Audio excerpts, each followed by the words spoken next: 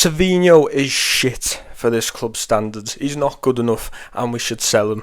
That is criticism of the player. Is it an agenda? Possibly. But do I put that agenda above the benefit of the club and the team? No. And this is what we need to stop doing.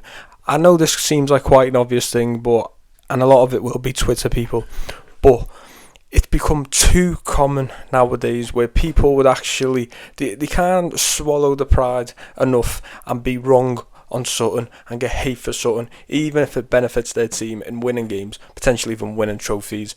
We've generally got to a point now where people would rather be proven right about calling a player shit than get proven wrong, and I think that's crazy. For instance, for Savinho, like I said, I don't think he's shit. Is that a criticism? Yeah, it probably is. And after the game, if he has had a shit game, I'll still call him shit. Is that me putting my agenda before the club? No, because when he's on the pitch, I want him to take on a player or a defender, beat that defender. I want him to get a goal. I want him to get an assist because that benefits me. Now, if down the line, and I've said this, if I say my opinion to a lot of people and I keep going on that Savinho shit, Savinho shit, Savinho shit, I'm saying this to all my mates and stuff, and then he comes out and come the end of the season he stays, which I don't think is going to happen, but let's say he does, and he's one of our best players next season. I would rather that happen. I mean, you get grilled by people, by maybe other City fans, maybe it's other rival fans, saying that I'm flip-flopping, I was calling him shit, like I shouldn't deserve to bask in the fact that he's come good for us now. I can take that because, end of the day, that's an opinion that I had that has turned out to be wrong. But at the end of the day, I'm still happy because that's probably meant that we've won games because of him. We've won trophies potentially because of him. So therefore, even though I'm getting shit for it, I've still got an advantage because it's made some happy days for me. That's what I would want. But I genuinely think there's some people, for instance, I think we've seen it with Donnarumma recently. You might think Trafford's better. You might think we will regret selling Trafford. That's completely fine. Is he devoid of criticism? No, he definitely has his flaws. But I genuinely think there's some people who, let's say for instance, even for the Donnarumma fans, we know that he's not great from coming out of crosses, and he has cost us a couple of goals, in some cases a couple of points, in those flaws of not being able to properly come out and claim crosses, which he should be able to do for a fella of his size.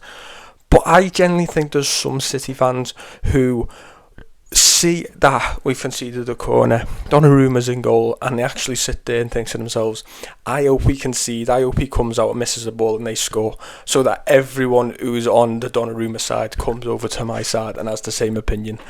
What are you doing? I genuinely do not think you can call yourself a fan if that's the reason.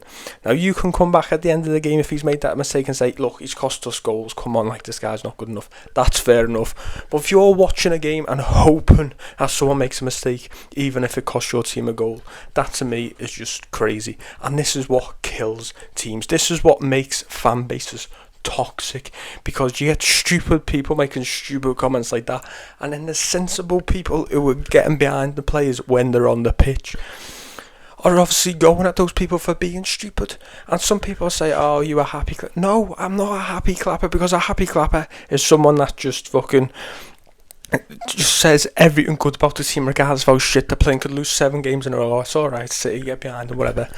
You can get called out for being shit. I've just called Savinho shit, but when he's playing, I want him to prove me wrong. I remember we played against Newcastle in the FA Cup last season. He had a great game in that one. He scored a goal. Overall, he was great.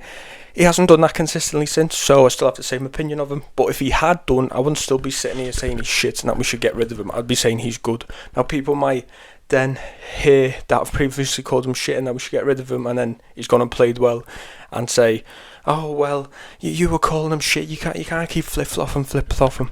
But I'd rather people say that to me than people agreeing with me that Savinho shit and it's cost us and it's cost the team. Do you know what I mean? So that's just my opinion. I just think we need to stop. A lot of it is probably like Twitter trolls and stuff, so probably not something dead serious, but I do think it's becoming more common nowadays. Let's just stop it. Let's get behind the team.